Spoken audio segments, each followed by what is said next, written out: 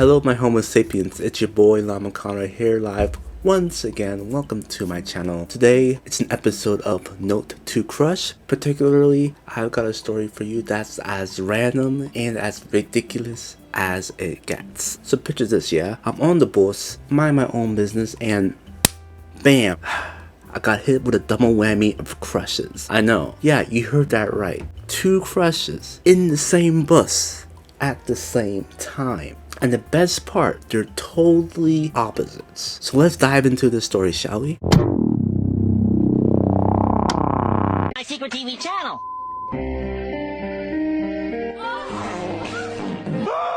So it all started when I was approaching the bus stop, or at least waiting for the bus, right? You know how it is, you're just walking, you got your AirPods in, you're just throwing through your phone, through your Instagram, your memes as you normally do, and even just avoiding eye contact with anyone who may or may not ask you for directions.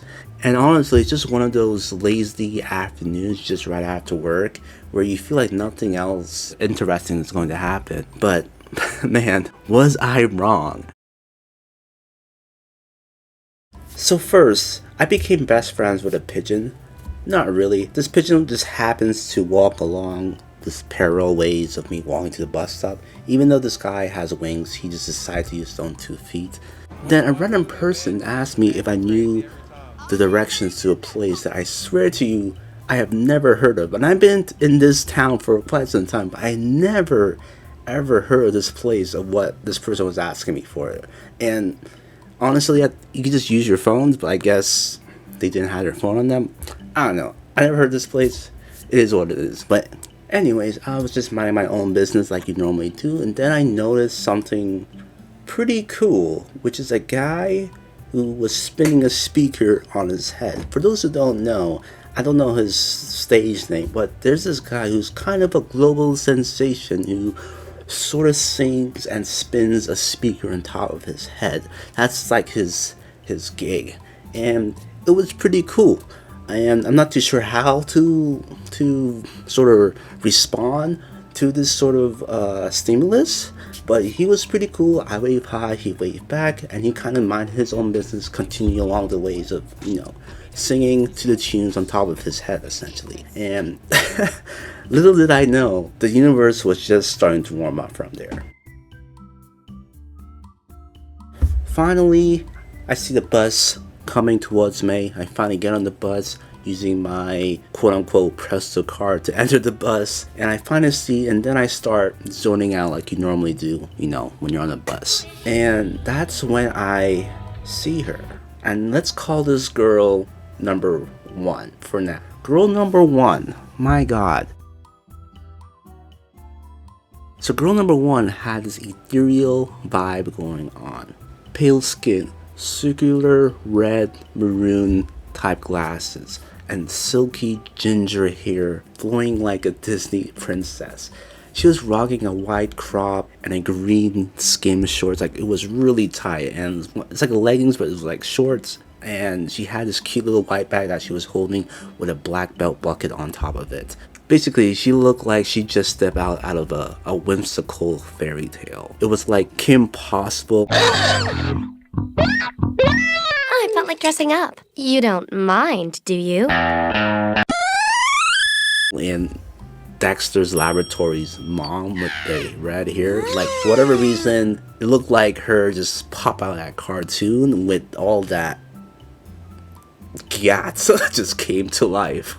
Apologies for my language, but my god, it was something I have never seen before in my life thus far. I mean, she looked like she belonged in a magical forest or something. I've never seen anyone with this complexion before, and I'm just sitting there trying to act cool when I feel this magnetic pull. With just one glance, when she looked at me, she took a piece of my soul. No joke. I don't know how else to describe it to you, because this whole time we're just waiting on the same bus stop, and she will take glances at me back and forth, like kind of awkward, like, do I recognize that person? No, do I recognize that person? That happened like 3 times at least. And when we finally sat down, I was sitting here, she was sitting right across from me, looking at your phone and looking up. That one glance really did take a piece of my soul. Without even, no words were spoken. And I really do mean that. I really do mean that. And I'm there trying to play it cool, acting like I'm engrossed in my phone. But let's be honest here. I was totally mesmerized. Just when I thought I couldn't handle any more of this surreal beauty, it happened. I turned my head to the other side of the bus, and there she was. Girl number 2. Now, let me take a pause here. Girl number 2 did not come on the bus until a few stops later, right? So this whole time I'm kind of finding myself back and forth with girl number 1. But like I said, I was getting nervous. Sweats were running down my back a little bit. I was like, And girl number 2, 3 stops later, came into the bus. Now, girl number 2 was the complete opposite. Her aura was something else. She came in she had dark skin, darker than my complexion, with angel braided hair. I have never seen a black woman with angel braided hair in a very, very long time, because I know that stuff takes a lot of effort and time. And she was wearing that. And she wore this all intense black outfit that screamed gothic. It was a gothic vibe for sure. And I'm talking a simple black dress, black boots, all black everything with earrings and all these accessories that she had. I was like astonished. She looked like she could summon a storm with a snap of her fingers. It was like the Hex girls from Scooby-Doo, or even Shigo from the Kim Possible series just had a baby, and she just happened to step on the same bus as girl number 1. That was her. She had a Hex Girls vibe going on. It was, I had never seen that before. It was like stepping into a Tim Burton's movie. She had this mysterious, edgy, and had this aura that said like, yeah, I can steal your soul too, but I might keep it for myself. And I don't know, like, I definitely could tell that she was also in a whimsical fairy tale, and she has done some tomfoolery here and there. Like, she looked like that kind of person.